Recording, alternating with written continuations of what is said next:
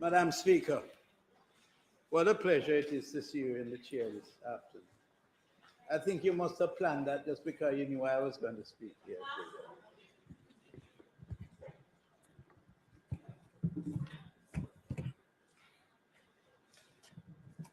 Colleagues all, it is time for me to give a report. I like to term these things reports to Parliament on our stewardship over the past year at the Ministry of Labour and Social Security. But before I start, I noticed that there are many chairs empty. Perhaps the members have forgotten that this ministry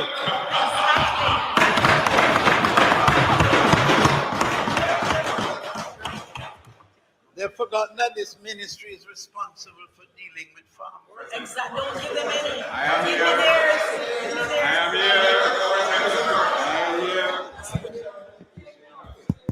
In addition, a number of benefits. Absolutely. A number of benefits that flow to all members of Parliament also pass through the Ministry of Labour and Social Security. And one thing no one can accuse me of is having a short memory.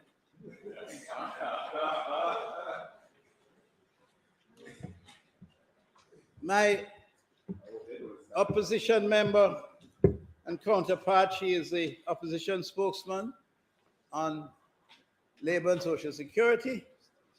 She gives me a hard time from time to time, but we have a good understanding. She understands me and I understand her. And it's born, Madam Speaker, over years of knowing each other and being associated with her. Madam Speaker, I'd like to also bring to your attention, the members of the House, the presence of our permanent secretary, Mrs. Robert Risden, Colette. I think most people would have met her before. After all, she has been the permanent secretary in the Ministry of Labour for 8 years, and she has been doing a very fine job. In addition, there are directors in the audience that have come to, in the event that I fall down, they'll be able to catch me up. I have to journey a distance, but nonetheless, those are the conditions under which we have to operate. But thank them all for coming. This I heard like yesterday, Madam Speaker, that I heard the member from Eastern Kingston and Port Royal, with some pride, admittedly deserving, that he was celebrating his 26th year in this honorable house. Well, I rise to speak today on my 43rd.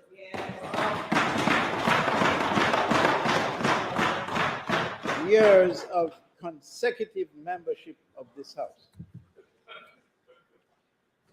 But the most colorful part about my membership is that it has spanned both sides of the house.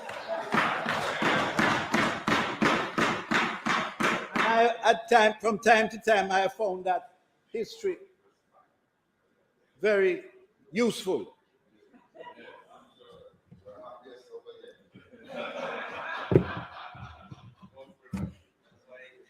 But before I get into my presentation, I want to simply say that my years of service could not have been made possible without the assistance of my staff at the constituency office, the leaders of that staff is here with us, and they have worked assiduously over the years to give support, not just to me, but to the most important person in the constituency, as far as I'm concerned. And she's here with us today, my wife. She seldom, where is she gone?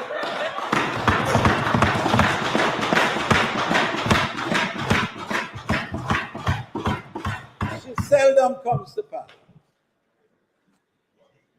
but she follows it with a passion.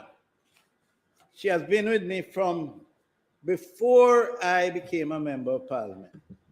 When I ran in 1976 against my good friend's daddy, Dr. Ken McNeil, who taught me what it is like to be defeated and gave me the energy and the impetus to fight harder the next time. And the evening of that defeat, my wife, we visited one of our constituency leaders in Havendale, and believe you me, she cried like a baby. She cried, she couldn't stop crying. When we looked at the board, there was only one seat standing. Seat represents Wimber. Yes, no, not you. West Kingston. And I said to her, made her a promise. And you will find this interesting, having fought for so many years in futility to beat me, my dear member from East Kingston and Port Royal. You will understand when I say that she has never, I told her she wouldn't, and she has never had to cry for that reason again.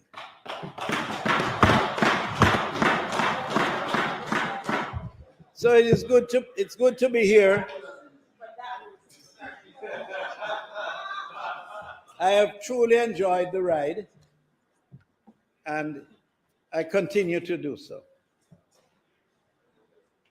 Madam Speaker, I want to explain to you that commitment as a member of parliament is beyond the chambers of this house.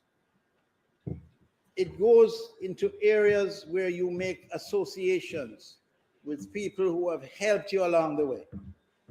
And I see in the audience one such person who has been very close and offered the most tremendous and outstanding support, morally, physically, to me over the many years that we have known each other and engaged in the process of trying to help this country through public service.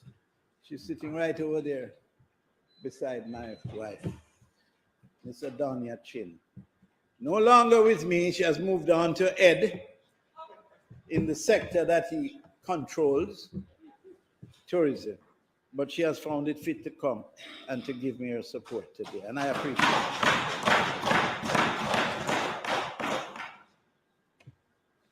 And finally, I want to thank all the persons who have worked closely with me in the Ministry of Labor, who continue to give of themselves selflessly, spending many hours laboring over the issues that confront the country with respect to giving assistance to the poor and the needy. My secretaries, who have stood by my side and made my job a lot easier. And for that, I say thank you very much.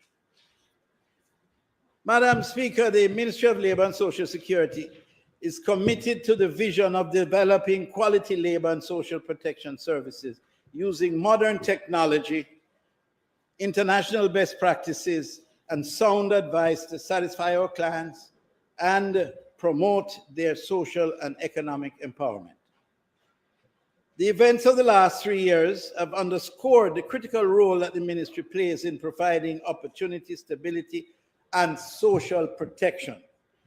Recalling that this ministry was once a ministry of labor, but added to it, which is uniquely Jamaican, added to it the areas of social protection, which gives to the people who are sometimes not in the labor market, not in the labor pool, not as part of the employed population, the support they need to keep body and limb together and to try to do better in getting themselves fully employed and joining the labor force. As the country continues to rebound from the effects of the pandemic, we are redoubling our efforts to respond to the increasing demands for social protection, local and overseas employment opportunities, as well as the promotion of industrial harmony. The ministry has been challenged to deliver some of our services in keeping with our established timelines. This, Madam Speaker, is due in large part to our inability to retain a sufficient large cadre, as some people call it, of social workers. It's a demanding profession and one that is not available in abundance to satisfy the needs of a ministry of this size. With the recent salary adjustments, we are taking active steps to urgently fill all the vacant posts. Madam Speaker, for the 2023-24 fiscal year, in keeping with the government's national strategy and our priorities, the ministry has identified 5 strategic priorities that will guide our activities over the next 12 months. My ministry's portfolio is essentially consumer-driven. It's oriented towards benefiting consumers and customers that work and interact with us.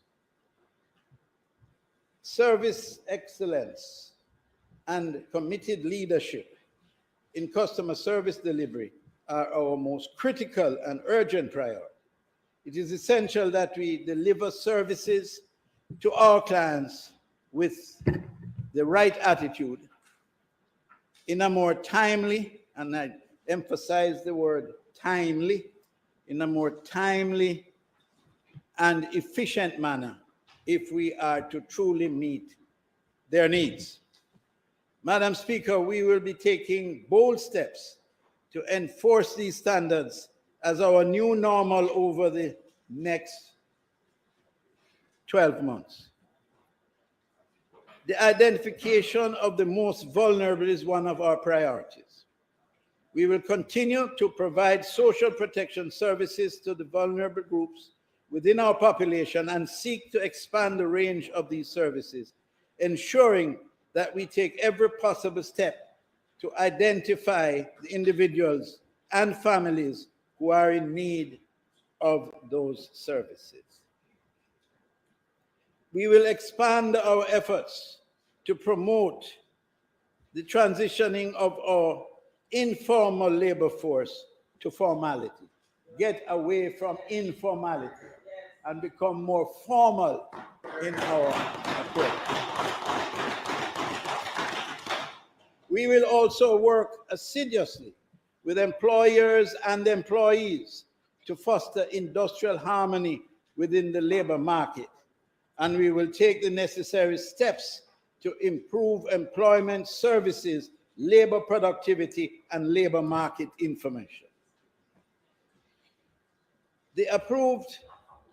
To put all this in context, the approved estimates of expenditure for financial year 22-23, the ministry's budget for financial year 23-24 was greatly influenced by that amount that we got last year, which was 14.219 billion. This year, it is 16.977 billion. And we want to express our appreciation for that increase. We will be coming back for more, hopefully before the end of the financial year.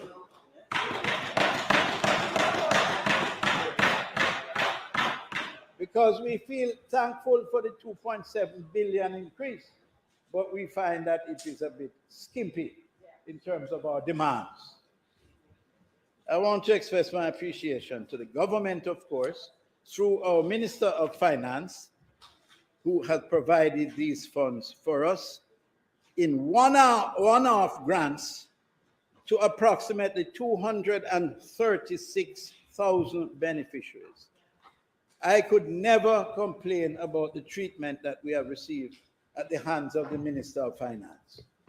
And I always will remind my colleagues that it's a matter of being persistent, insistent, but careful. That was spent 1.6 billion in back-to-school assistance to 160,000 past beneficiary students, 523 million to 52,000 NIS pensioners, 189 million to just under 19,000 persons neither registered on PATH nor the National Insurance Scheme. These are the most vulnerable, with no way out, almost no hope. 7.6 million to 4,700 to children with disabilities, and a further 40 million to persons with advanced diabetes. I say advanced because many of us are walking around diabetic but don't know it. In terms of the ministry's priorities, of course, the legislative priorities still remain something of great concern to us. And I'm very sorry that my colleague Xavier, Minister Main, has left the ministry. He was a very great help to me as a lawyer himself.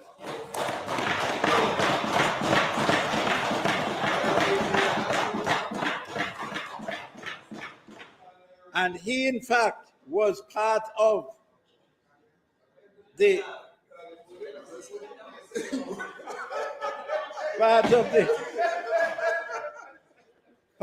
committee that examined, parliamentary committee, interministerial committee that examined the Occupational Safety and Health Act. Unfortunately, Minister, I have to report that we are getting there, but not quite where we had expected to get by this time.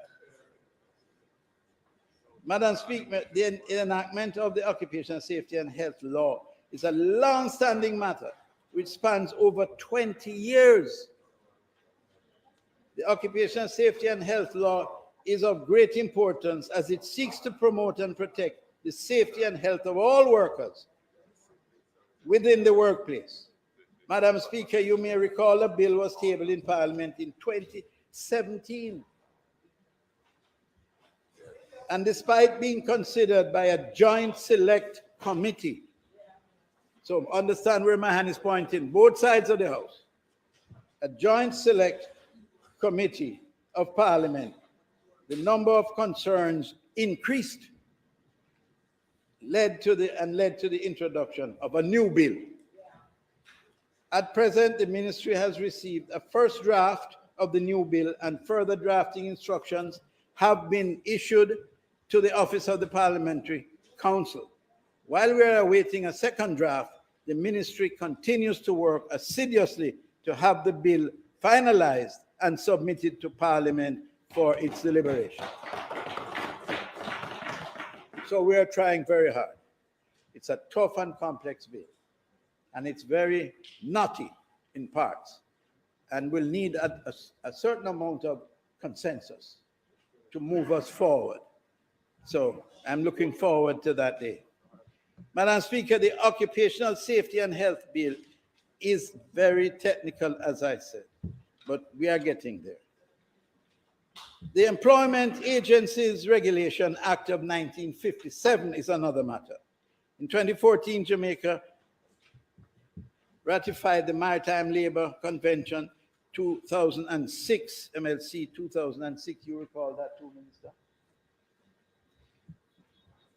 Which establishes the basic rights of seafarers to decent work and the standards that are to be adhered to in their recruitment and employment. It's an area of great concern and one that is of great moment. We have to get it as well, get that piece of legislation through.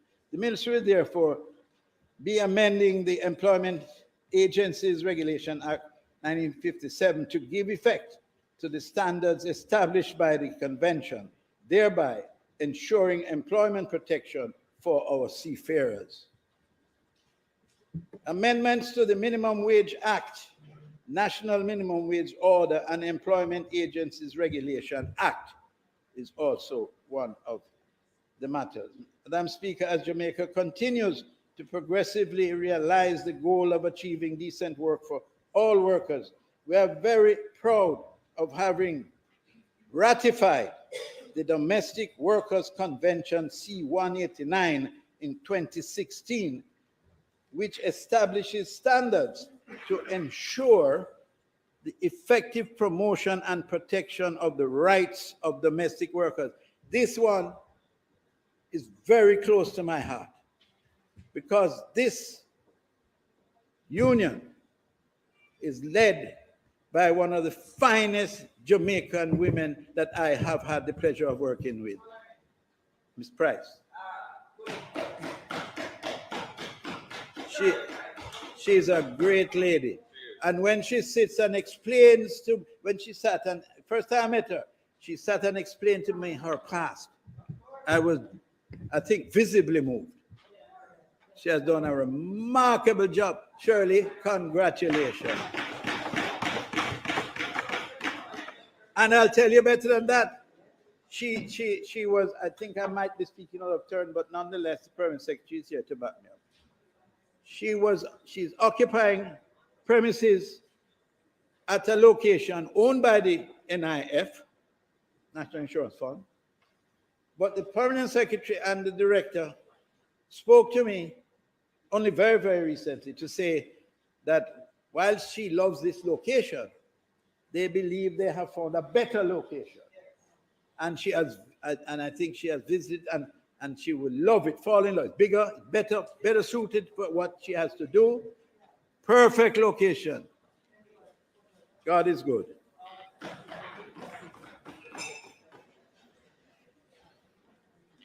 In keeping with Jamaica's obligation under the convention, the ministry is working to amend the Minimum Wage Act, the National Minimum Wage Order, and the Employment Agencies Regulation Act to secure compliance with the convention and to strengthen the protection of domestic workers, I say. That is a key for me. If nothing else, that's a key for me. Now, Madam Speaker, we are also responsible for issuing work permits. And we are doing some modernization is taking place so that we can execute the functions necessary to grant work permits in a more timely basis. During the past year, we processed 4,855 applications. Now, you know, a number of people think that we are giving away the shop, but it's not so. These are people who, because of not having enough professionals in the areas that are needed, we have to grant work permits. Of this summer, 1,843 were from new work permit applicants, while 2,246 were renewed work permit applicants. Of the remaining 766 applicants, 599 were for work permit extensions or exemptions, not extensions, exemptions, so that there are many persons in the religious fraternity and so on that don't need a work permit, and we permit those. And we had 776, 599 were of permit exemptions, while 167 were for marriage exemptions. So you get married to someone who's not a resident here or vice versa, and they make applications and we exempt that. We also processed 187 community CSME skills certificate applications and 11 rights of establishment applications. Madam Speaker, the processing time continues to be a cause of concern to all who have to engage the process. It is heavily paper-based, and inefficient, taking as much as 6 to 8 weeks to process. We are therefore replacing the existing legacy work permit system with a new web-based, mobile-friendly work permit and skills certificate management system. The new system will facilitate investment in identified areas of need, since it will be informed by labor market intelligence, and it will facilitate the complete re-engineering of our work permit business process. The new system comes at a cost of $927,000 US. Probably that's the reason why it hasn't been implemented yet. Anyway, it is something that is very expensive, but we are working very hard on that, and we are in fact scheduled to complete it this year, the end of this 2023. We are hoping. The objective of our ministry, especially on the labor side, is the sustaining of harmonious labor relations and to have a sustained climate of harmony. So the little kerfuffle that took place a few days ago with myself and the misinterpretation of my intention, as I said then, and I will say now, anything of that nature, never blame it on my heart, blame it on my head. And that is what happened then. But we have gone past, whatever. But we have gone past that now, Madam Speaker. And I think we are getting back to a normal environment where we will sit and reason and arrive at amicable solutions. And that will include my colleague from the opposition. During the financial year 22-23, we experienced a relatively turbulent industrial relations climate. Nobody could deny that. In addition to the usual flow of activities, several critical public sector entities including, and many people don't see the activities of the Ministry of Labor. You get the effect if we go wrong, but you very seldom see the extent of our involvement. For instance, our involvement in the National Water Commission issue, the Jamaica Civil Aviation Authority, Passport, Immigration and Citizens Agency, Speaker, National Housing Trust, teachers represented by the JTA, Jamaica Urban Transit Company, and the Registrar General's Department, who stage industrial action. We are the ones behind the scenes who conduct the conciliation process, where the first port of call, if there's a disagreement at the plant level, is to come and meet with our team at the ministry and try to resolve the issue at the ministry. If it can be, if it can't be, they extend it all the way up to me and ask me to join. I've joined on one very critical one until 2 o'clock in the morning. We resolved it and everything went fine. If it fails at that level, then a recommendation is made for the matter to be referred to the Industrial Disputes Tribunal. Let me just place on record here, in case there is some misunderstanding. Only in law, the Minister of Labor can refer a matter to the Industrial Disputes Tribunal. So nobody, and that matter cannot be done unilaterally and willy-nilly. You have to be, there has to be a reference point, which is requesting that you do so. The minister will consider it with his advisors, conclude that it is the right thing to do under the circumstances, and then I will refer the matter. Thereafter, we have nothing to do with the matter. We can't talk to anybody on the disputes tribunal. And you know that more than anything else, member from Southern St. Andrew. You can't even say hello to them almost, because that matter has shifted to another level of authority. So speculation about I must do something, I must send it to the disputes tribunal, it cannot be done. My office does not have, I have no locus standi in the matter. Am I right, attorney? There you go. Given the unprecedented, and it is the word chosen, I asked questions about the word. I had questions about the word because I wasn't sure.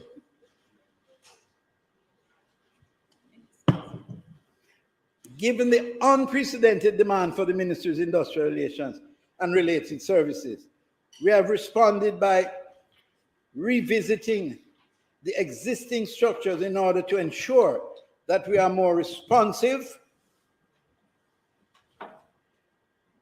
and efficient in providing support to both workers and employers. One hand can't clap. Workers and employers. This move also supports the planned expansion of the General Compliance Inspectorate to ensure adherence to the decent work agenda in Jamaica. Over the past year, issues affecting the industrial security sector came into sharp focus. Madam Speaker, we are pleased to report that there is now a greater level of stability and structure in the sector. There are issues, and there will be issues going forward, but it is more stable with a better understanding and a better relationship all around. Approximately 85%, as I mentioned here in the last time, I spoke on the matter in the House, approximately 85% of the engaged industrial security workers are under employment contracts with their firms, formal employment contracts.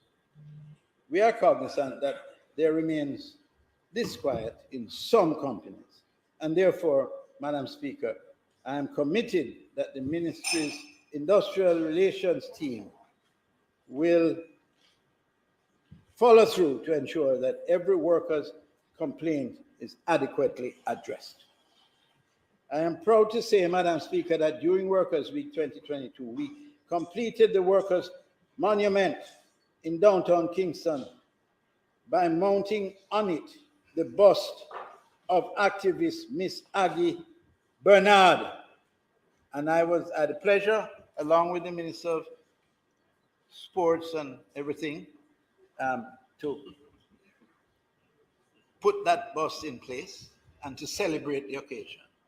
It is my deep hope there are two outstanding persons who have served over many years the Ministry of Labor in this country, and we're planning to do something special for those two people on either side of the House. You're looking at me, Mr. MP, on both sides of the House.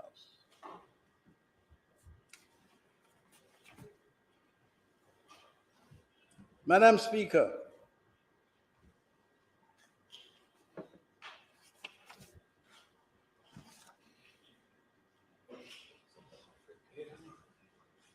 I'm pleased to report that throughout the difficult periods of the COVID-19 pandemic, the Ministry's Occupational Safety and Health team has worked diligently to preserve the safety and health of workers in all sectors. Now, this is despite the fact that the Act is not in place, but there are rules and modus operandi in dealing with safety at the workplace that have been adhered to.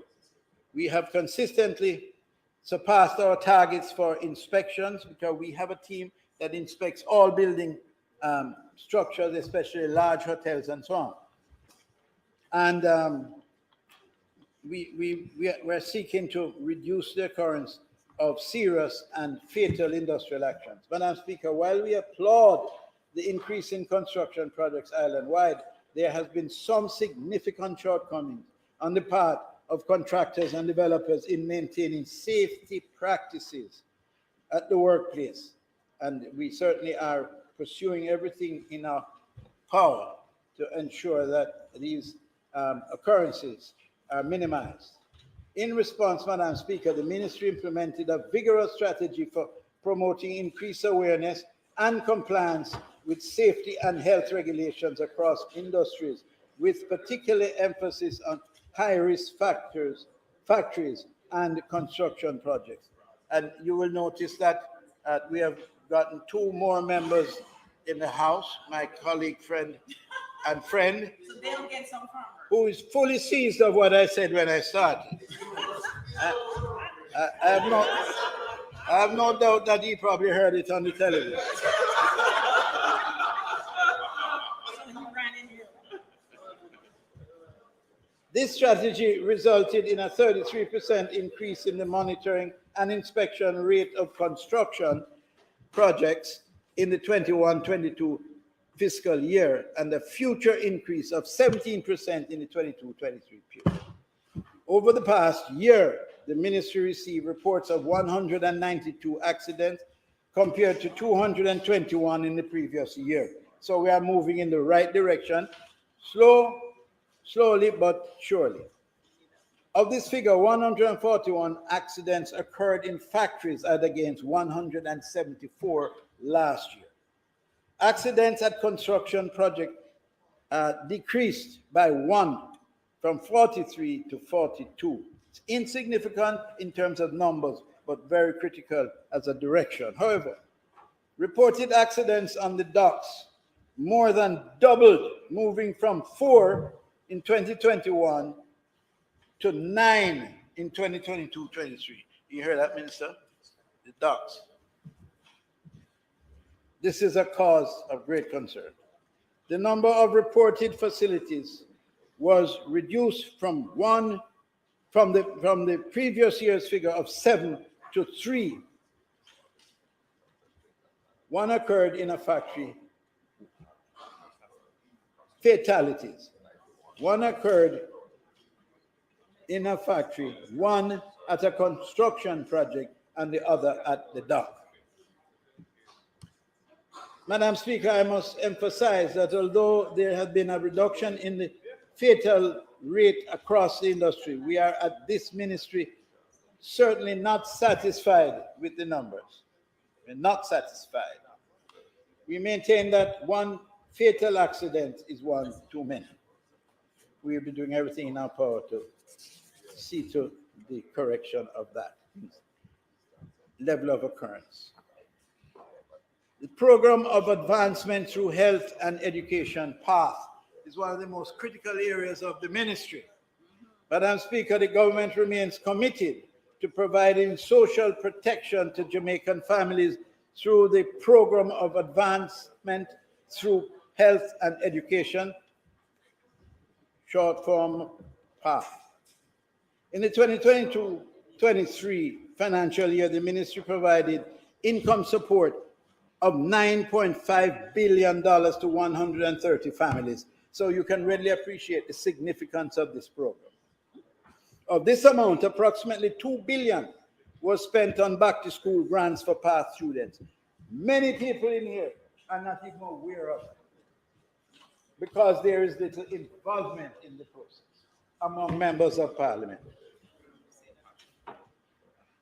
We increased the value of cash grants under the program by an average of 18.6%, and as a result, some $8.3 billion has been allocated in the 23-24 budget for benefit payments to families. So we have increased the amount. We'll be expecting to deliver more to the people. A further $458 million has been provided to assist students from PATH households to advance their education, improve their employability, and by extension, break the intergenerational cycle of poverty through post-secondary grants that will be provided to bring this about. Tertiary bursaries for those pursuing bachelor's degree programs. These bursaries are available to each eligible student for up to 4 years. Madam Speaker, I don't have to tell you the sense of pride. Yes. The level, it becomes an emotional thing when you see a child from an impoverished family get a chance just by getting some financial assistance to complete their education in high school, and then you give them further assistance going through to university, and they turn out at the highest level of academic excellence. All of us in here have experiences with these type of children that are now doctors, practicing medical practitioners, right? Coming from behind scratch line. So it is of critical importance that this program continues at the rate it is and improved in the amount that is available. I want to speak directly to the parents and guardians of children who are receiving assistance through PATH. Use all the money you receive from PATH to support your children. Yes.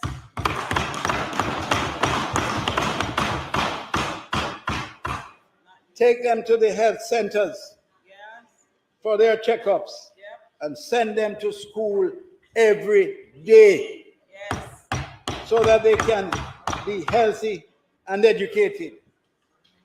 Help your children to advance in life and secure brighter futures for themselves. Madam Speaker, we are mindful of the concerns that have been expressed as it relates to delays in conducting verification visits to families to complete their enrollment on the PATH program. And I think everybody can say aye to that. As I indicated, we are taking steps to urgently fill the vacant social worker positions and dispatch them to the field to conduct the PATH and other investigations. Madam Speaker, I turn now to one of the most significant programs that impact the lives of the most needy, the rehabilitation program. The government of Jamaica is committed to addressing the social protection needs of the most vulnerable Jamaicans. Those among us who earn so little that they are unable to take care of their financial obligations and come with concerns that are shocking, things that are necessary but unaffordable, funeral expenses, natural or man-made disasters, citizens who cannot find work, those who cannot work due to illness, people who are disabled, old age, or because they are tasked with the care of children and the sick and the elderly, with relatives who fall into those unfortunate categories. Families that have lost a breadwinner and those who have lost the means of making their own livelihoods through a variety of circumstances. Although the pandemic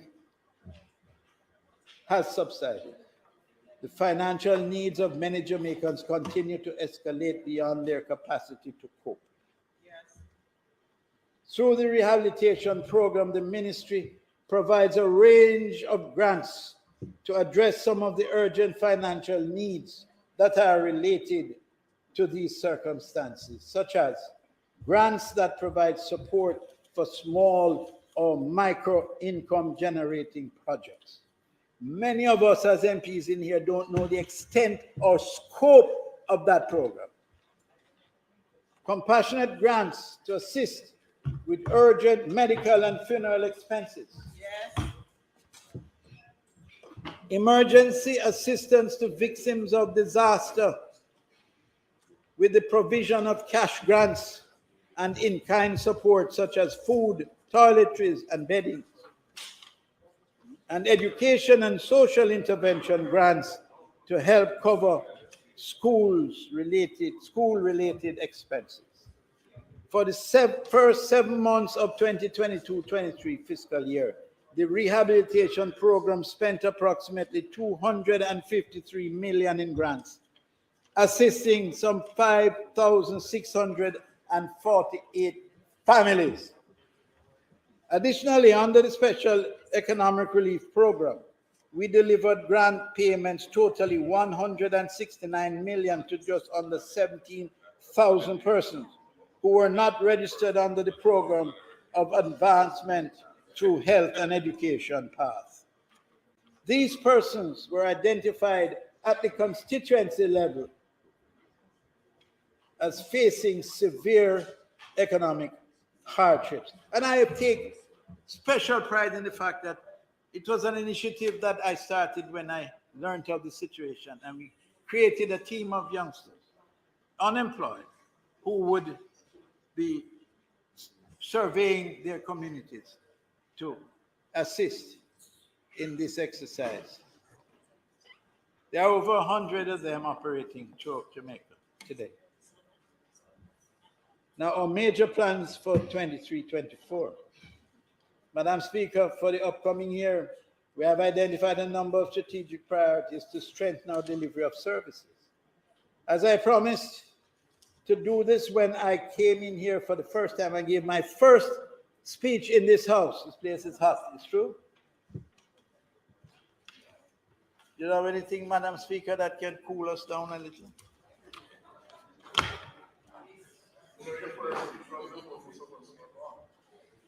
As I promised to do when I spoke in this honorable house on my appointment as Minister of Labour and Social Security, new strategies to address some of the historical concerns of members of Parliament as they seek assistance for their very needy constituencies will be introduced this year.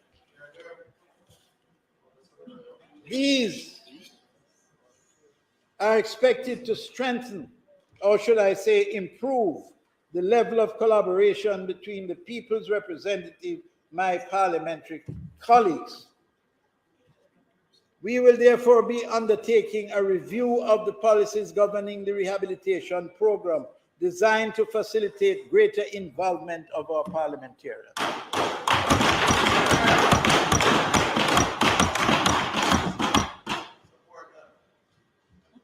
And I have to have a drink and give credit to my permanent secretary, who. Minister's time for speaking has expired. Madam Speaker, I now ask that the standing orders be suspended to allow the minister to complete his presentation, notwithstanding the time limit on speeches.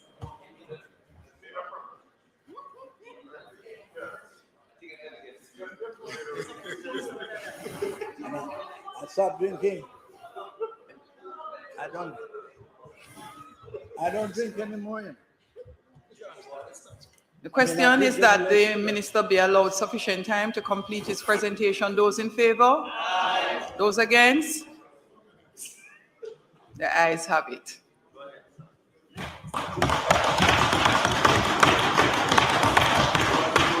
I thank you, Madam Speaker, and I thank my colleagues. We will be allocating. I like that, the allocating. Yeah, we will be allocating $200 million for members of Parliament to be utilized to address urgent needs of their constituents.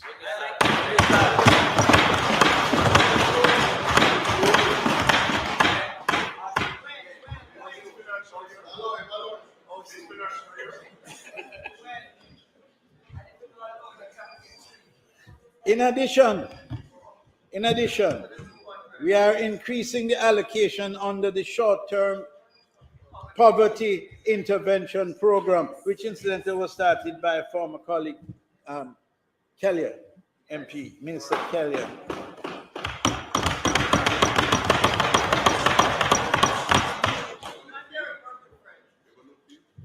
We are moving this initiative from $1.5 million to $2 million for each member of Parliament.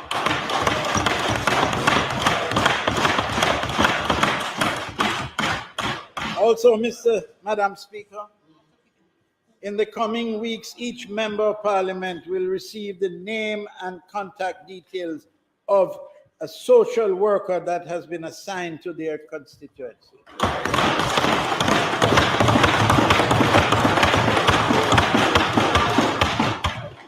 No business of now you see me, now you don't.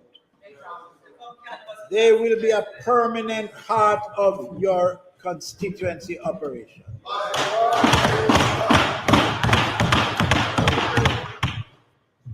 We have to work closely to identify and assist the most needy in our society. And time is not on our side. Madam Speaker, we are on a mission to increase the socio-economic resilience of the most vulnerable in our country. The ministry launched the social pension program for elderly persons, that are persons over 75 years of age, in July 2020. Yes, yes. We are happy to report that as of March 2023, 12,000 elderly persons who had no pension support are now benefiting under the program. Good program. And our brigade of more than 100 interns are in the field actively seeking to identify every eligible senior citizen to ensure that they are registered to receive assistance.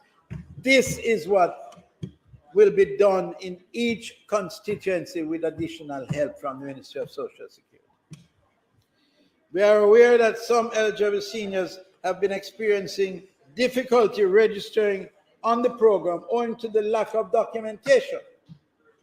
When I asked what documentation, I find that the documentation is the birth certificates. Madam Speaker, through a collaboration with the Registrar General's Department, the ministry has taken steps to assist 2,000 elderly persons to obtain their birth certificates.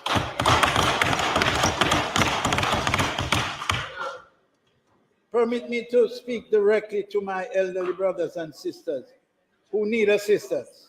If you are 75 years of age or older and you are not receiving a pension or an allowance from the government, please accept my personal invitation to apply for assistance under the social pension program. Yes, yes. The budgetary provision is in place. Nobody can tell you that they don't have no money to give you help. Don't shy away from registration.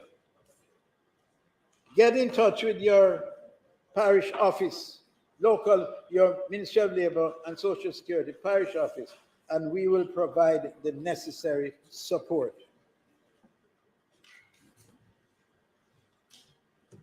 Madam Speaker, another area of concern in documentation is lack of birth certificates. Nobody who is not in possession of a birth certificate must be denied assistance because of not having that piece of document. Here, here. That is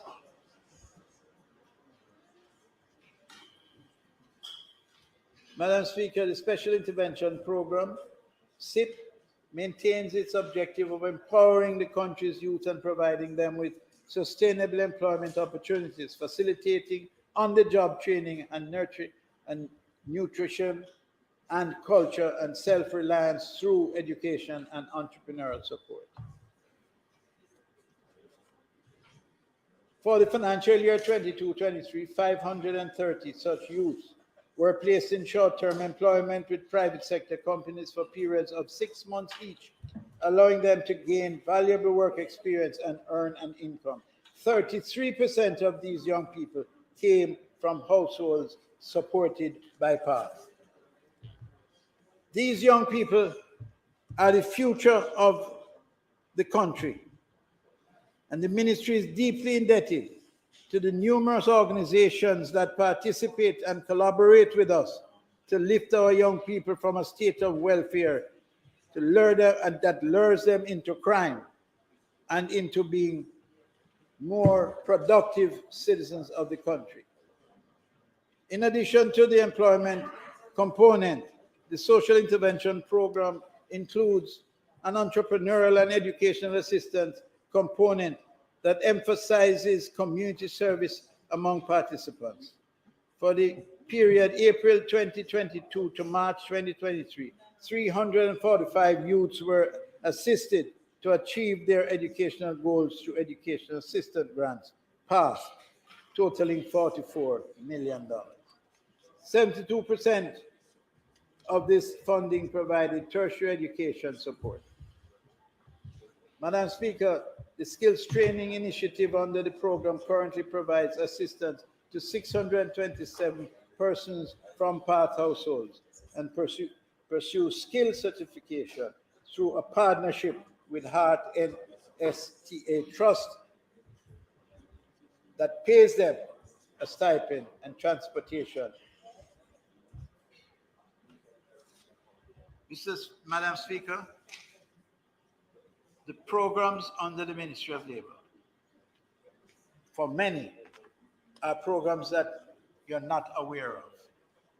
That will come to an end once we get these social workers involved at the constituency level. And I'm going to now say probably what is a controversial thing. But at my age and stage, controversy is not something that I'm unfamiliar with. It occurred to me when I went to the ministry that one goes into politics to help to make life better for those who are in greatest need. You commit yourself to the people, you work hard, and you gain their support. That is the most noble thing any human being can do. They give you back their support and love. And then you come to Parliament. And in order to function as a member of Parliament, you have to stand right at that table and put your hand on a Bible and swear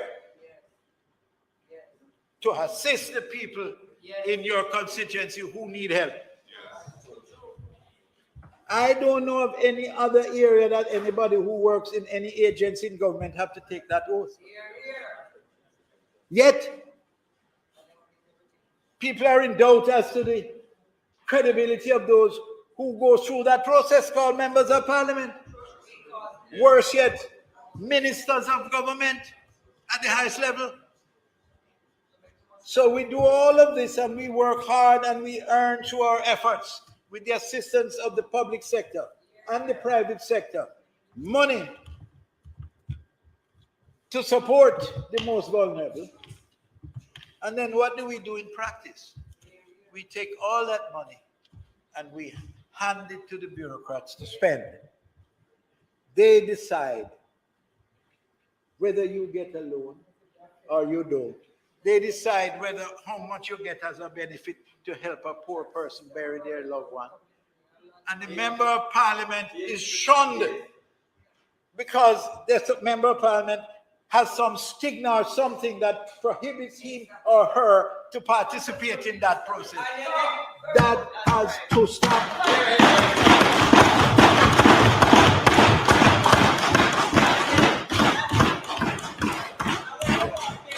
I don't care. I really don't care who is going to come with some economic theory or some incredible propaganda to say what is bad about making the member of Parliament an integral part of the delivery of service and benefits to the poor. Right? So, we are making those changes, and I thank the Permanent Secretary for her support in the philosophy of it, because everything starts with a philosophical background. So if you believe in the philosophy, and if you have confidence in your stewardship, you have to support this.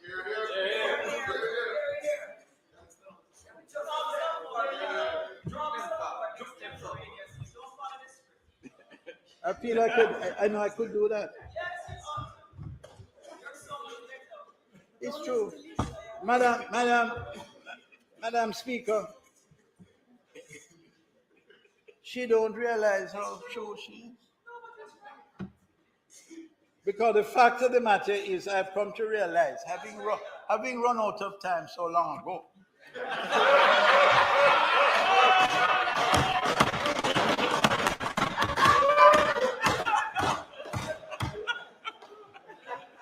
and having such a large ministry, that I have to thank the people who are in it for their tremendous help with all the challenges with all the challenges that they face, I have to say thanks every day for their support. They know I'm miserable. My wife, who is here, will confirm that. Yes. So I'm going to abbreviate some of what I had to say for another time. So I'm going to now go to an area of great concern to the country from both sides of the House, a little misguided in some instances, but nonetheless, a very important part of us is the overseas employment. You will recall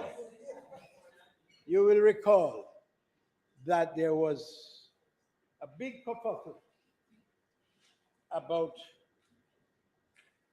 the treatment of our farm workers.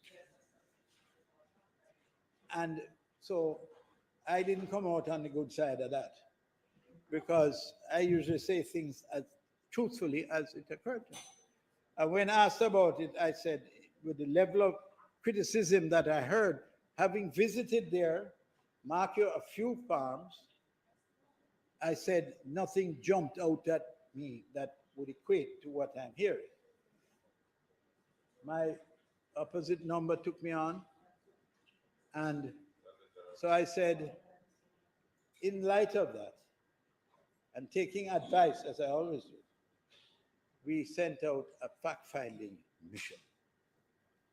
That mission is the gold standard in terms of participants.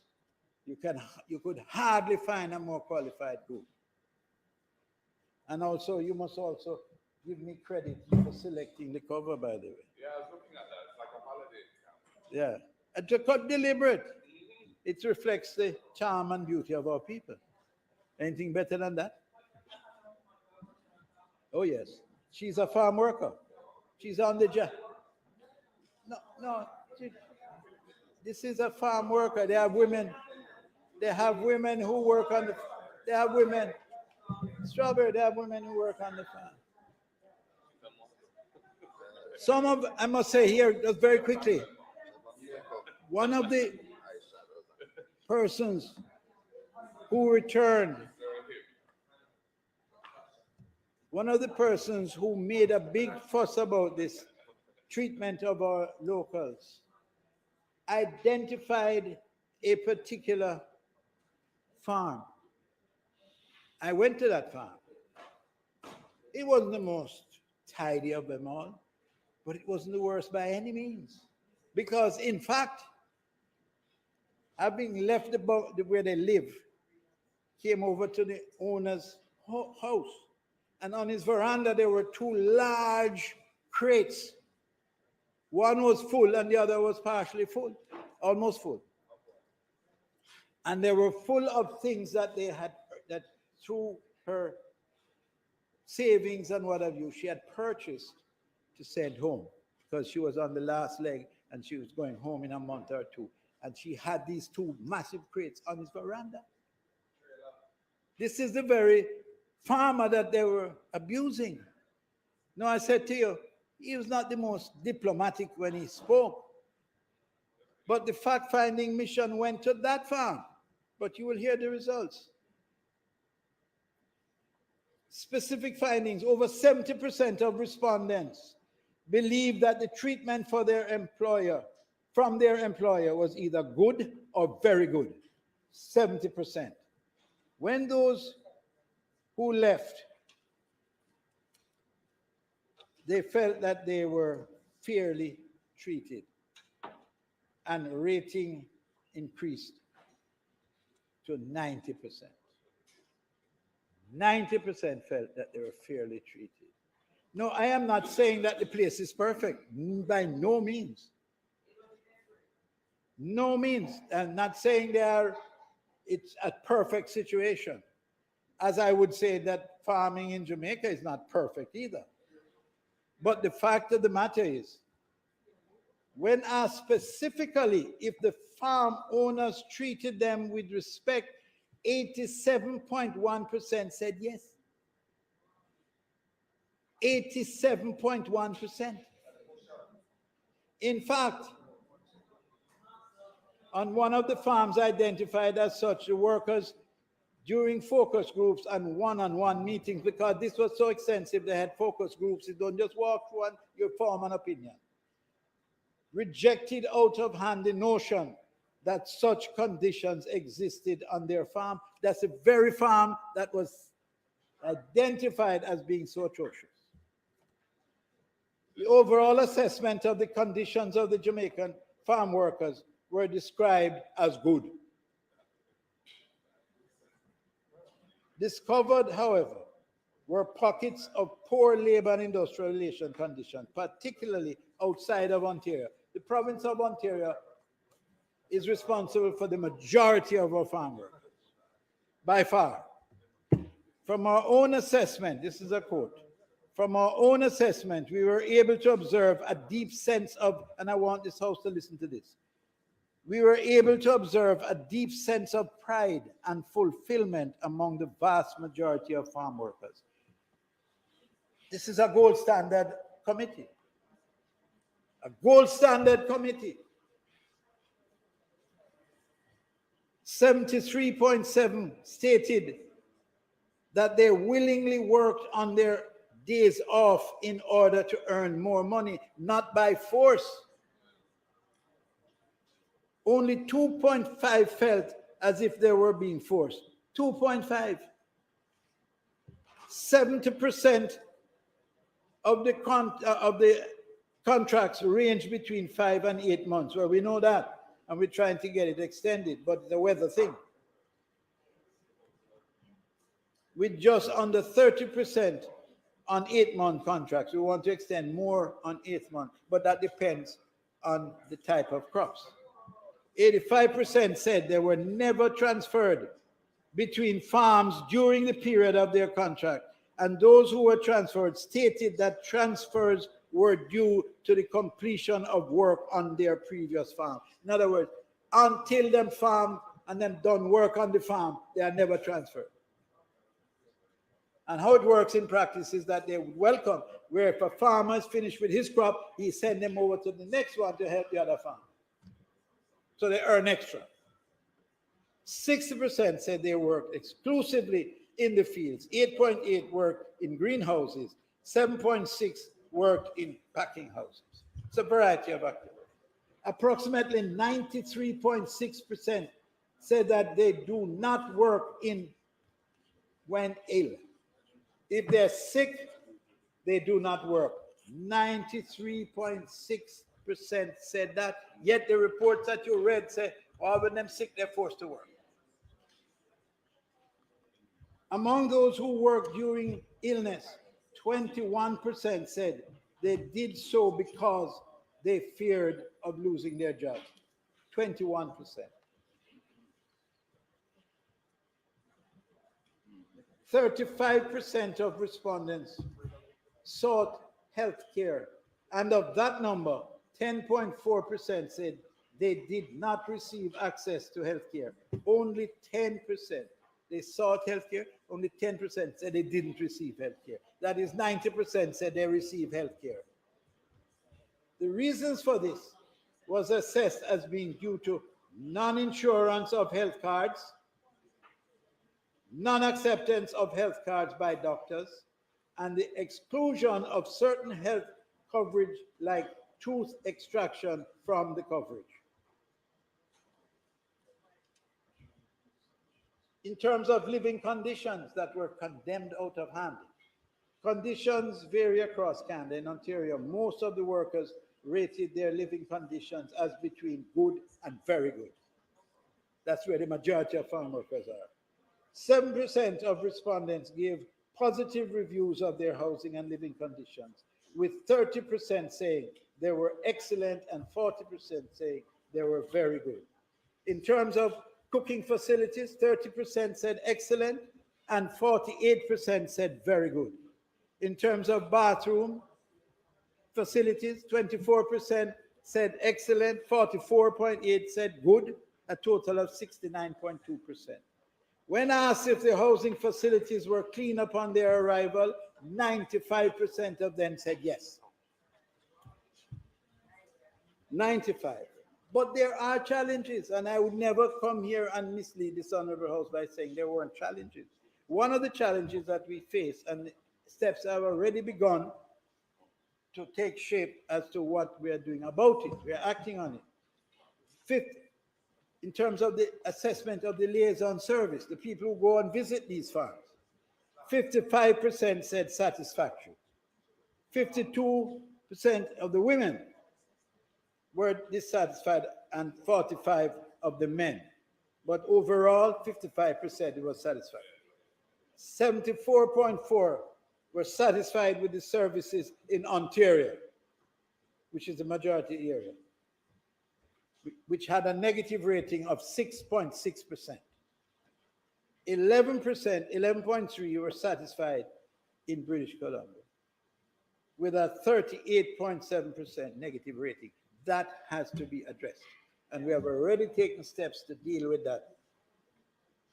10.1% in Nova Scotia and 19% negative rating in Nova Scotia, only 10.1% in Nova Scotia, which is in need of urgent attention. 5% in New Brunswick and Quebec. The responsiveness, willingness to interact with the workers is the main reason. So the liaison service has to address these weaknesses, and we are, through the ministry, dealing with it, and will be making changes where necessary and making new additions. 70% had been on the program before. So when you look at the list of persons who have been on the program, understand that 70 or so, 75% are people who are returning. 90%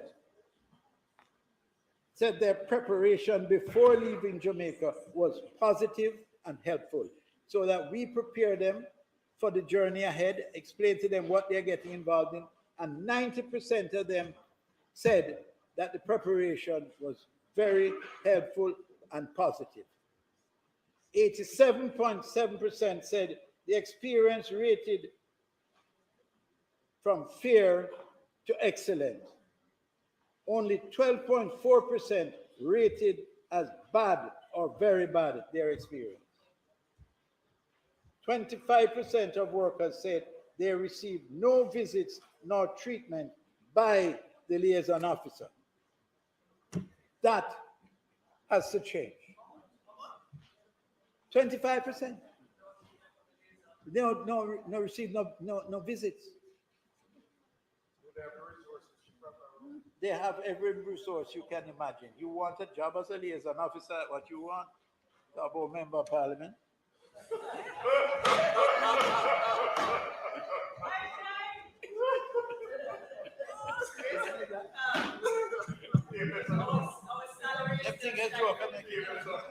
You think it's part of them, man? Minister, though you have been granted leave by the House to speak until completion, yes, time is also critical. We have about 5 minutes to go. Thank you very much, Minister. We would like longer service in the program. That is the most important at the moment, so that people can get an opportunity to earn more, bring back more, and help their families.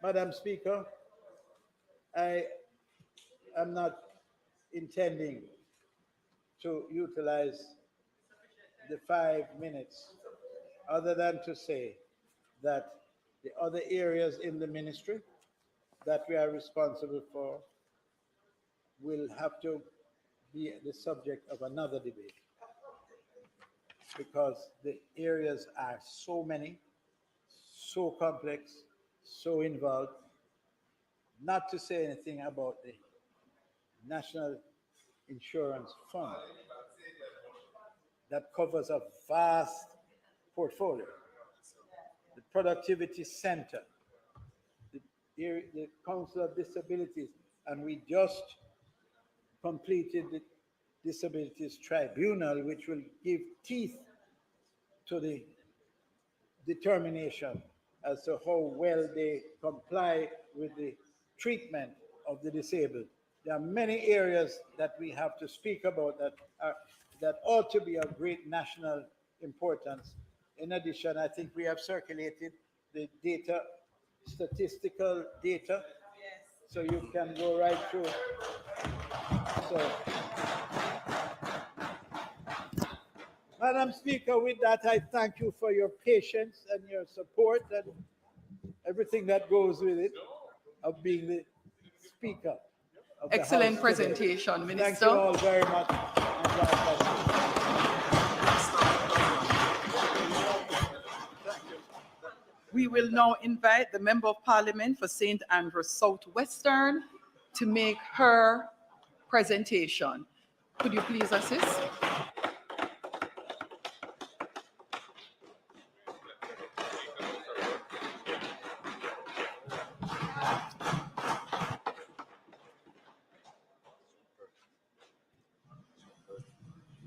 I know you will not need any guidance, Member Brown-Burke, but just a reminder following from the former speaker.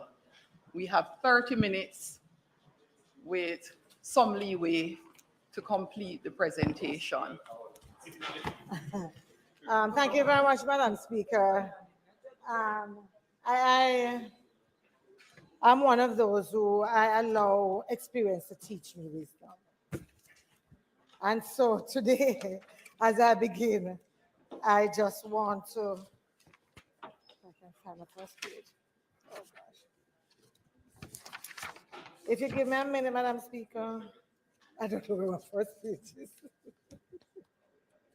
No problem at all. No, we don't have No, to that's start okay. counting time. Madam Speaker, allow me to start first of all by thanking the taker and giver of life, who exhorts us to give thanks unto the Lord, for he is good, for his mercy endureth forever. So today I say thanks to him.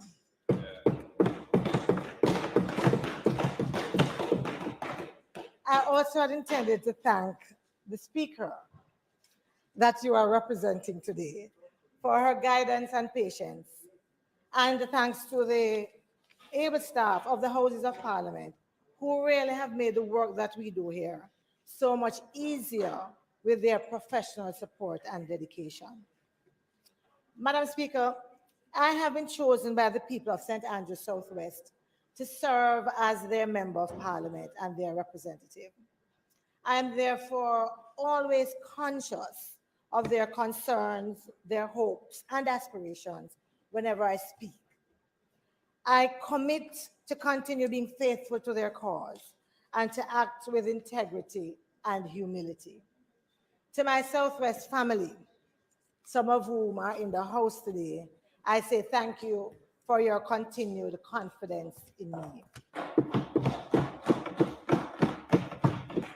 In advocating for and representing Southwest St. Andrew, I have had to lean on the support, advice, and assistance from my three councillors, Eugene Kelly, Carl Blake, Audrey Smith-Facey, my constituency secretary, Mr. Ellis, and the rest of the team. Today, Madam Speaker, I place on record my gratitude to them for their unwavering support and advice.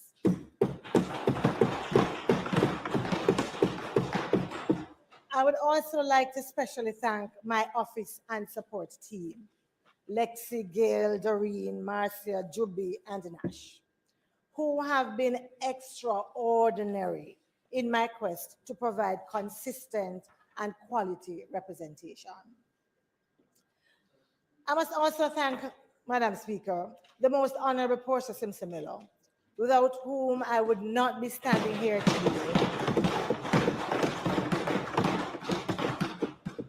I thank her for her faith and confidence in me to continue the tremendous advocacy and representation for which she's known during her 40 years of service to Southwest St. Andrews.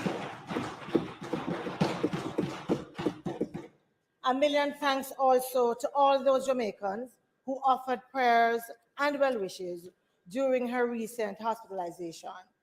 We continue to pray for God's blessings for her. To the opposition leader, Mr. Mark Golding, thanks for entrusting me with the portfolio of labor and social security, especially at this time when our workers are demanding greater protection from the government and a just and fair system for them to live, work, raise families, and do business with dignity and pride. Madam Speaker, to the members of the Task Force on Labor and Social Security who have been assisting me to advocate for a more equitable Jamaica, where we all feel valued and respected, I thank them for their contribution to the rock we call home. Last but not least, I thank my family for their unconditional support and love, especially my husband and sons.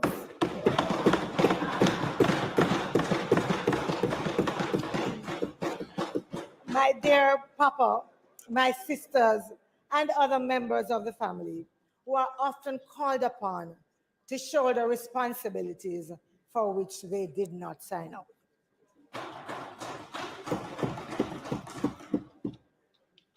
Madam Speaker, the Minister of Finance came to Parliament and boldly declared that Jamaicans are better off now than before.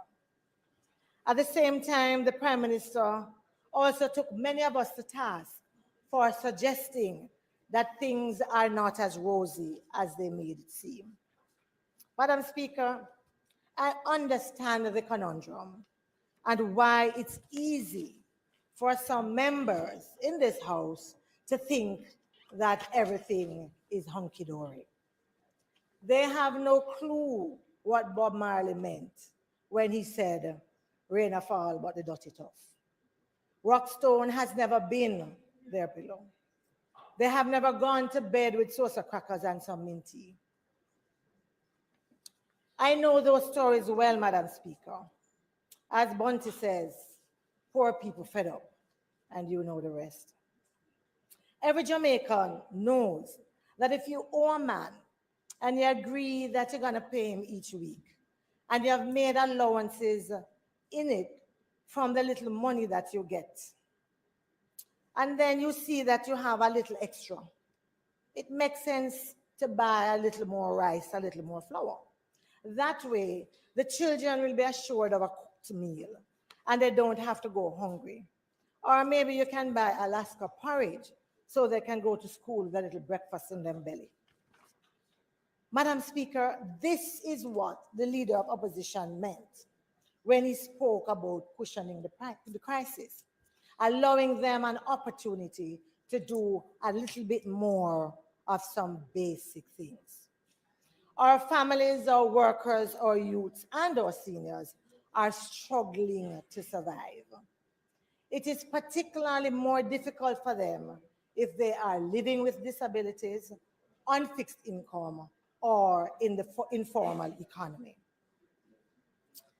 Madam Speaker, despite the thumping of desks and glee from the government benches, approximately 54% of Jamaicans still think that things are moving in the wrong direction. Jamaicans from all walks of life have been saying that all is not well. I've seen some in high office accuse them of being unpatriotic, but we know better. Against that background, Madam Speaker, my contribution today is made on behalf of those Jamaicans who are tired of government badness. The teachers, including those in early childhood, the sector, policemen and women of the Jamaica Constabulary Force, and other civil servants who, even though they have signed, are not pleased with how they have been treated. The lack of communication and disrespect when things go awry is unbecoming of good governance. This year, we have seen unprecedented unrest, industrial unrest, with disruptions in almost every sector. So, Madam Speaker, I speak on behalf of Misha, a mother of 4, who can barely put food on the table for her children. I speak on behalf of children with disabilities experiencing high levels of unemployment when compared to their able-bodied counterparts. I speak on behalf of those pensioners who welcome the 74% increase in weekly payments, but who know that $3,000 per week still means that they can't afford some basic items for their survival. And then they still have to deal with healthcare. These are the hard truths we must face when we talk about the Jamaican reality.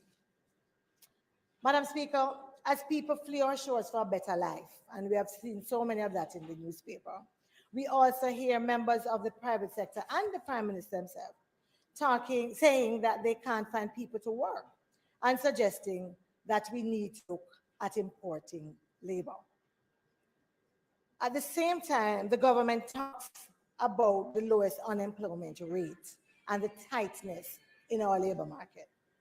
Not much is said, though, about the 35.5% of the working age population considered economically inactive or outside of the labor force.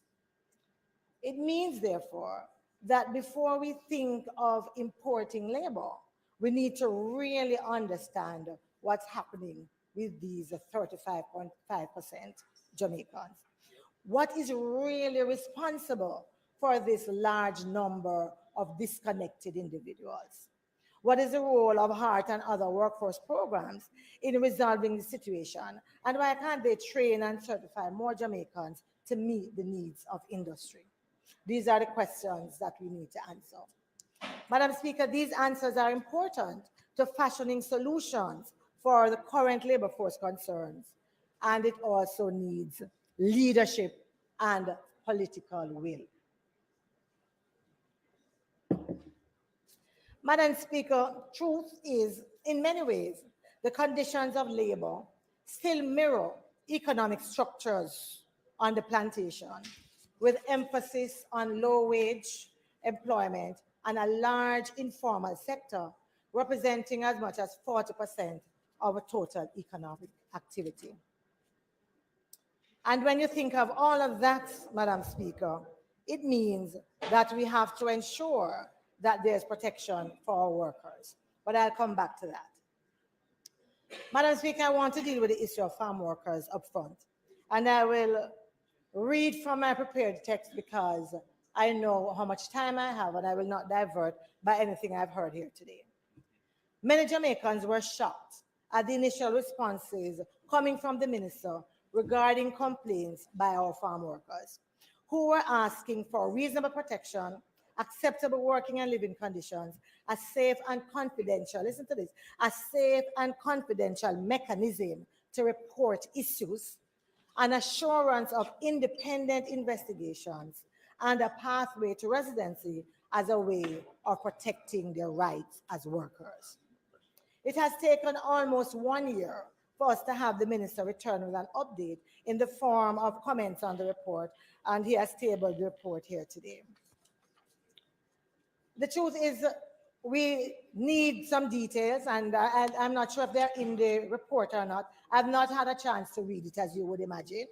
We want to make sure that the farms from where there were complaints that they were visited. We want to know if there's a satisfactory program for periodic inspections to evaluate living and working conditions by our liaison officers or others. We also want to know if the open letter to the minister was actually used in terms of going to those farms and those workers to see what were the details of their complaints. Minister, the message from family members is that they are watching. And let us be clear. We all understand the importance of the Overseas Farm Workers Program. I have seen the difference it has made in the lives of many Jamaicans, particularly in rural Jamaica. And I know too that there are many farms offering excellent living and working conditions. But Madam Speaker, the real problem is the response and attitude of the minister, who should simply have acknowledged the complaints that were made and moved speedily to send a team to investigate, including the meeting with signatories of the complaints. Madam Speaker, Talking about farm workers, I want to put on record the tremendous contribution of the most honorable Portia Simpson Miller. She was determined to ensure that Jamaicans participating in the program could actually be processed with dignity. Based on her tremendous work, Sister P, I am inviting the minister to name the Overseas Employment Center in her honor, based on all of the work that she has done.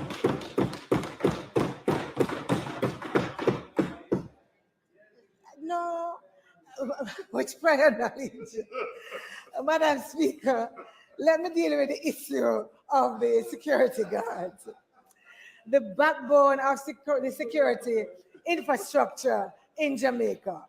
Approximately 30,000 strong, some will say. Last September, Justice Batts ruled that security guards who were employed under similar conditions as those at Maximum were employees and entitled to full benefits. At this point, Madam Speaker, I want to use the opportunity to thank the security guards and their advocates, especially Mr. Vincent Morrison, for standing up for their rights. The protests, press releases, interviews, and engagement are finally bearing fruit. Yes, After several months, we now have the minister using his leverage, as was suggested by the leader of opposition months ago. We welcome the decision, Minister, to meet with the security guards and the team to oversee the establishment of the Joint Industrial Council for the industry. Minister would also like to hear the terms of reference, and we hope they will move with dispatch. Because you see, it is still critical for us to ask companies under the present circumstances to cease any punitive action until matters can be dealt with. This may mean some initial discussions immediately, as it would be a travesty if the courageous workers who stepped forward to bring their plight to the public were to be victimized in the process. The protection of these workers and others who have not yet signed should be a priority. I would ask the minister to issue clear instructions to all security officers as to how to proceed, to detail the process available to them for redress or clarification around the terms and conditions of their contracts. Minister, I've also indicated to you that information from some of the smaller companies and those trying to comply during this transition is that the current contract sum that has been agreed between the government and some of the larger companies are clearly impossible if the minimum wage of $14,000 is to be applied and benefits are to be granted to these guards. The net effect, of course, is that it would force many of the small businesses out of town. The feeling is, Minister, that the government is teaming up with the big boys and the other small ones are getting shafted. This cannot be allowed to happen. So I want to ask you, Minister, to pay specific attention to that matter and to investigate that. Minister, I also want to say to you that I think that you have failed the security guards by taking as long as you have to arrive at the decisions you did while ignoring them. Time will not permit me to place on record some of the provisions in the contracts, and we have been talking about that for quite some time. In any case, I think that we have been on record about the level of injustice that some of the provisions in these contracts represent. You see, Madam Speaker, it is important that the contract doesn't just say it's a contract of employment, but rather that you go through the provisions to make sure that it doesn't deny the workers of rights that they have in law. The present precarious position of many of the security guards, quite frankly, occurred, Minister, because of the hands-off approach that the Minister of Labor and the current government chose. I believe that the time has come for a new direction for industrial relations in Jamaica. Madam Speaker, the minister missed an ideal opportunity to tackle the long overdue structural reform to protect all workers who are being denied their full rights as employees under the guise of contract work. In fact, there are several categories of workers who face similar conditions as companies hide behind this fixed-term contract to deny them basic rights. Whether it is the hotel industry, the wholesale janitors, orderlies, even ancillary staff at some of our schools fall in that category. The minister is on record that he will fix this issue for those working with government, but that is really not enough. The government must ensure that all workers are covered by the laws of Jamaica, and wherever there are breaches occurring, the government needs to ensure that it is resolved. Mr. Golding is already on record that if it's not done now, the People's National Party will fix it when we get strong government. But the honest approach of the entire government has been strange. Yes, the compensation review has been an ambitious program, but that's exactly why there should have been greater openness and transparency and a more inclusive and collaborative approach from government. But again, we are not the same.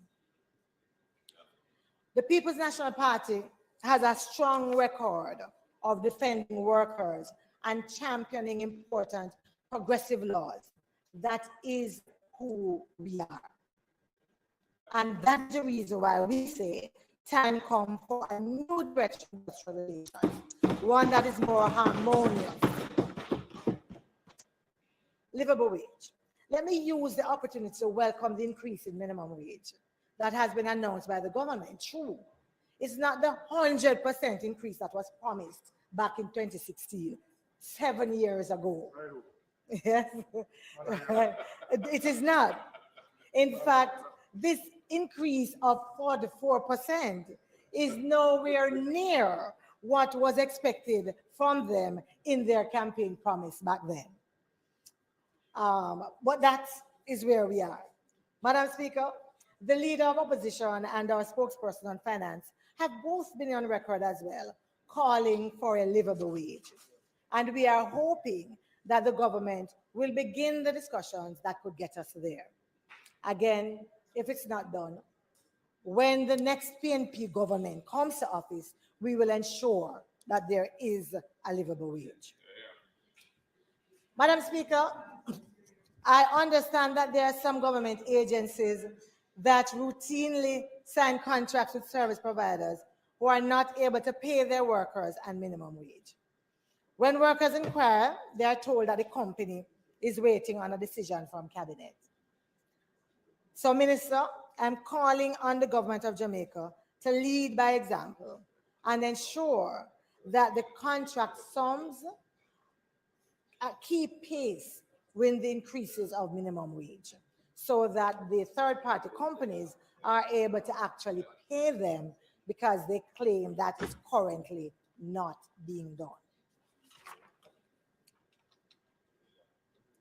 The truth is, we need a minister who is quick to respond to issues facing workers, a minister with a keen interest that is fully engaged in reaching a settlement in disputes between business leaders and workers and their representatives.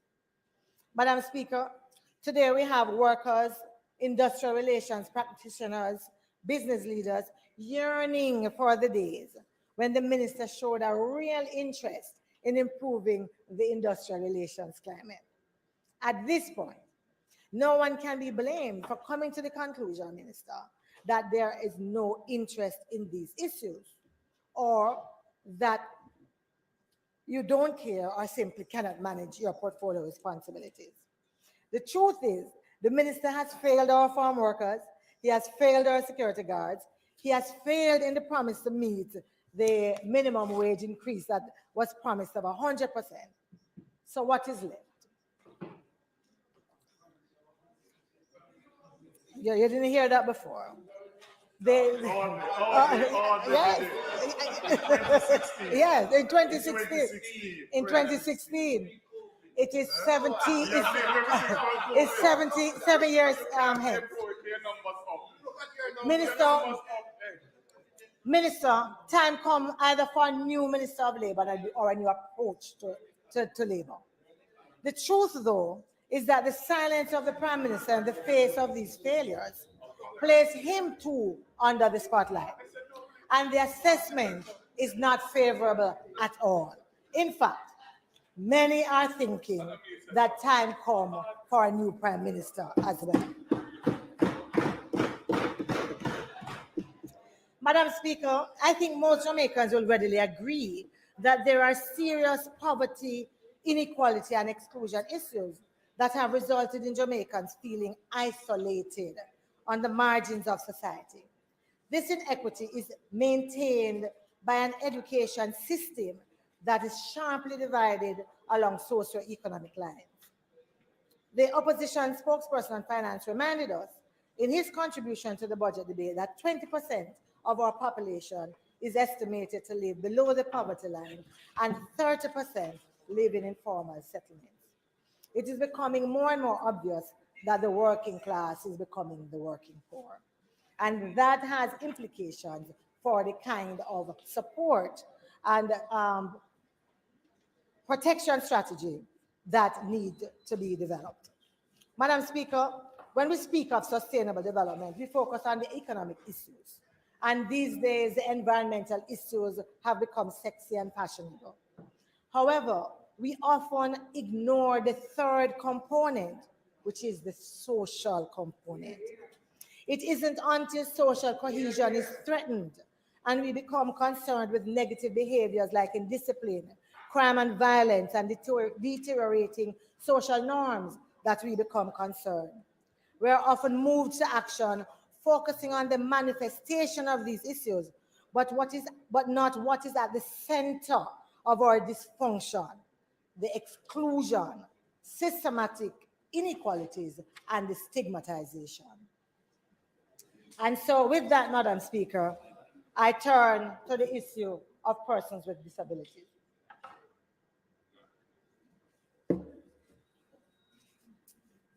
Madam Speaker, every report I've read indicates that persons with disabilities are disproportionately represented amongst the poorest, the unemployed, low-waged, and with low health status and lower levels of educational achievement. This is true that this is not unique to Jamaica.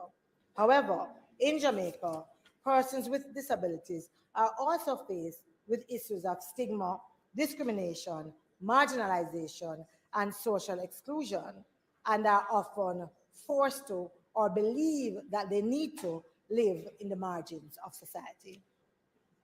I'm often told by parents and family members that when we as policymakers speak, there isn't much said about persons with disabilities. And that often the only ministry that might speak about that is the Ministry of Labor and Social Security.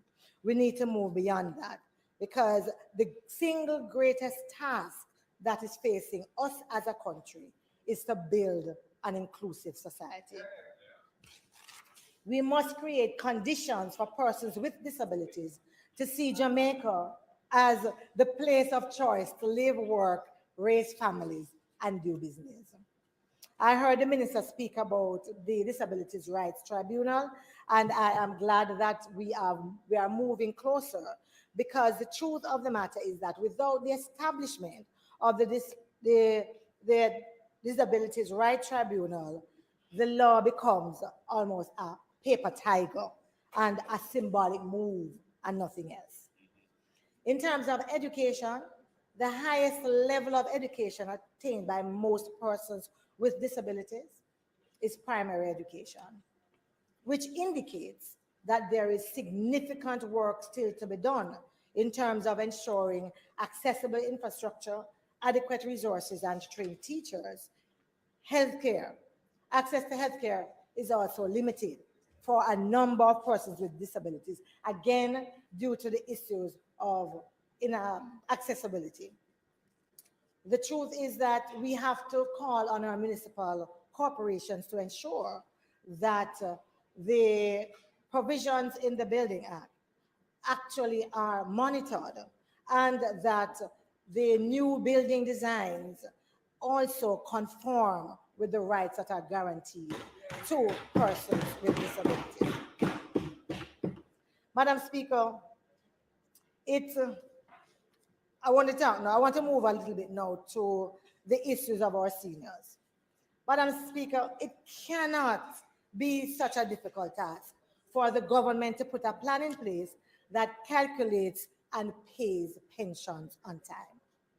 I'm totally baffled how you're able to calculate your pre-retirement leave, approve the effective date of the leave and effective date of retirement, and paying the actual pension still seems to be a mystery. I still get seniors complaining constantly about the lack of communication around payment of benefits and the callous and disrespectful manner with which they are often treated. Late payments occur with little or no notice, and inquiries are treated as if they are a nuisance. The ministry must be able to develop a mechanism of communicating with our seniors about these delays. A few days make a big difference when you are on fixed income, which doesn't leave much room for the bare necessities, plus the healthcare needs that face many of them. Madam Speaker, the Minister of National Security says that they are leading in integrating technology into their operations. So maybe some consultation between the Ministry of Labor and Social Security with the Ministry of National Security could yield to some kind of improvement in how we communicate with persons. Madam Speaker, in terms of path,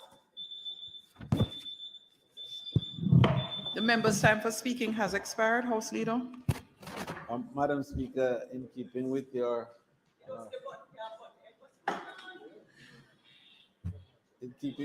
comment earlier on, Madam Speaker, and the understanding that the member has, I beg to move that she be allowed to wind up and complete her presentation. May it please you, Madam Speaker.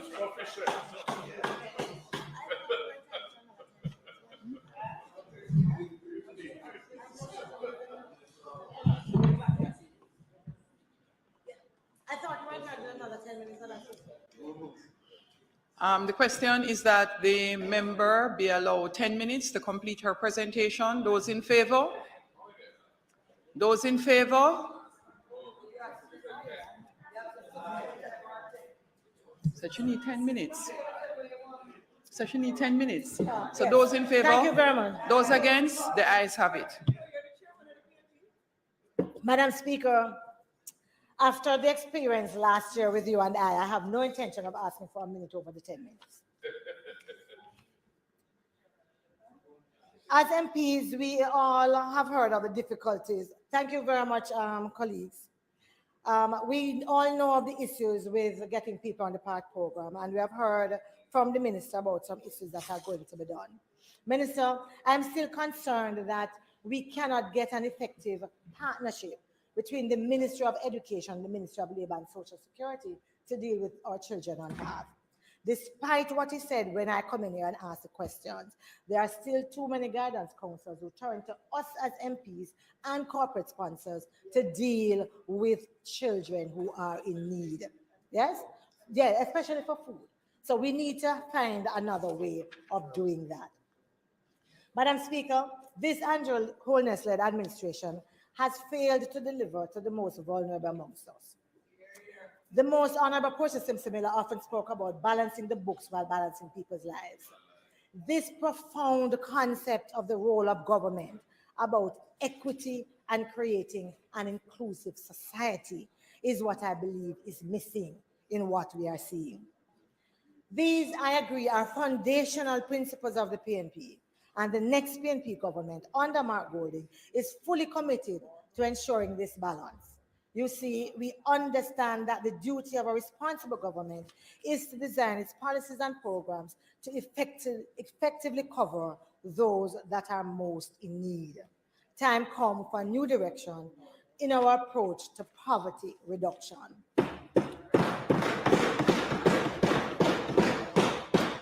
The main issue that faces us in terms of the programs that we're doing, the lack of appropriate social protection interventions, is the lack of capacity to deliver the social services, and also the fact that most of our programs do not focus on the root cause of poverty, but rather they focus on the consequences of poverty.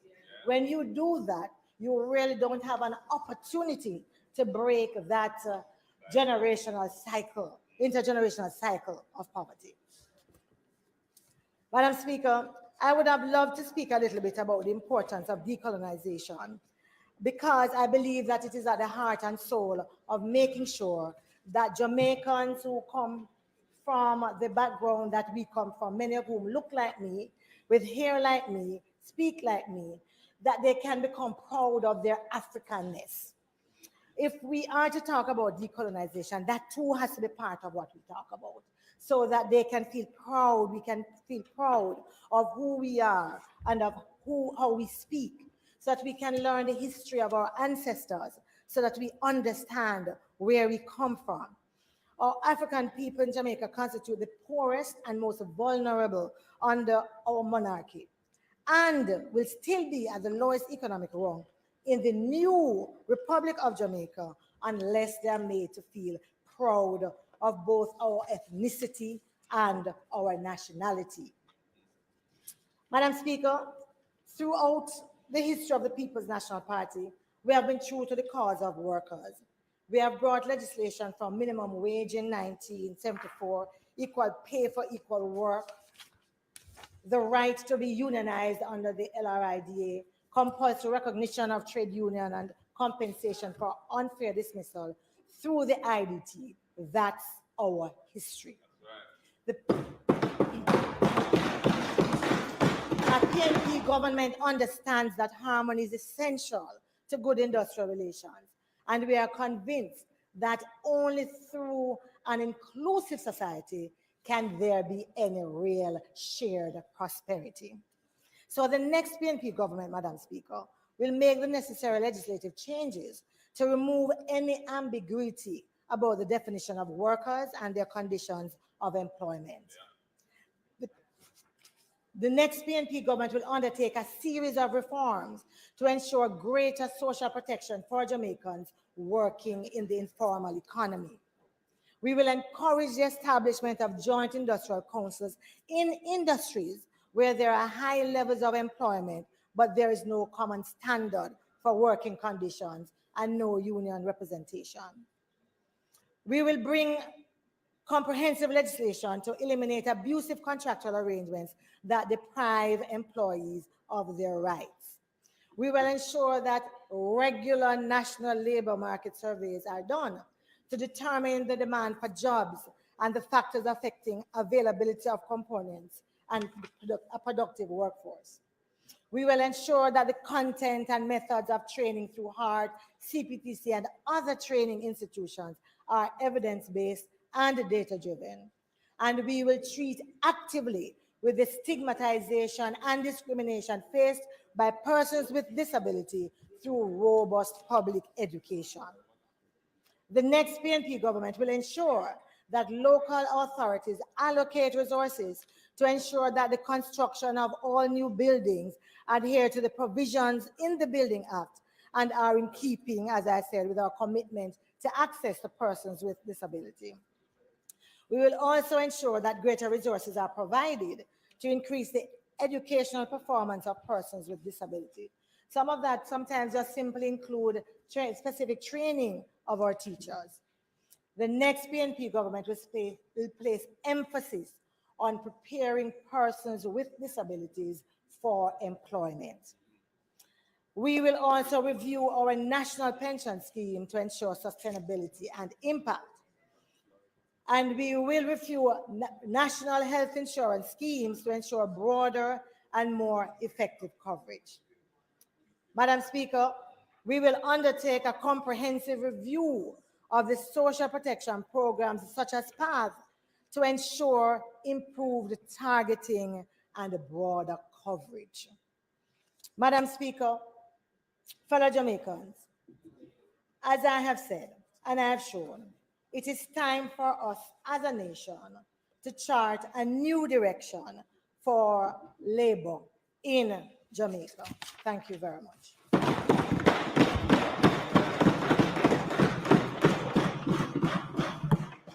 Thank you, Member House Leader. Madam Speaker, I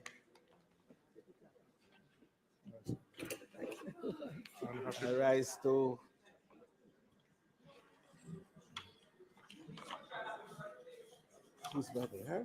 Okay, Madam Speaker, I rise to thank the two members for the outstanding presentations that they made today, and also to wish the member from St. Andrew Southwest a very happy birthday.